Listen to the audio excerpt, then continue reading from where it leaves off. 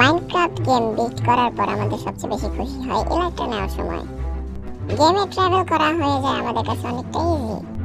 যদি আপনাদের ইলাইটটা ভালোভাবে ওড়ানোর অভিজ্ঞতা না থাকে তাহলে আপনারা শুধু যেখানে সেখানে যে উঁচু পাহাড়ে টাহাড়ে বিল্ডিং এ আপনারা শুধু মারা খাবেন। কিন্তু আপনাদের কোনো টেনশন করার কারণ নেই, আমি আপনাদের এখন শেখাবো ইলাইটটা কিভাবে ওড়াতে হয়। এই ভিডিওটাকে তোমরা লাস্ট পর্যন্ত দেখবা আর এই ইলাইটটা ওড়ানো শিখে যাওয়া। তো ফার্স্টে আমাদের ইলাইটটা নিয়ে নিতে হবে এবং জাম্প বাটনে ডাবল ক্লিক করতে হবে।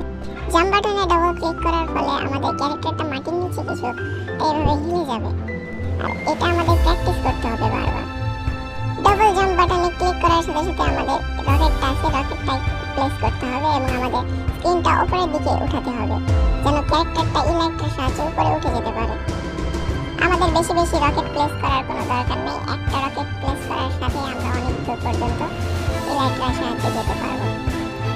অনেক সময় আমাদের চ্যানেলের মধ্যে এরকম ফাঁকা জায়গা দিয়ে আমাদের ইলাইটটা প্রবেশ করা হতে পারে, এই সময় আমাদের খেয়াল রাখতে হবে এবং চ্যানেলের মাঝ বরাবর আমাদের এমটা রাখতে হবে এবং রকেট প্লেস করতে হবে, সাথে সাথে আমরা চ্যানেলের মধ্যে দিয়ে পার হয়ে যাবো।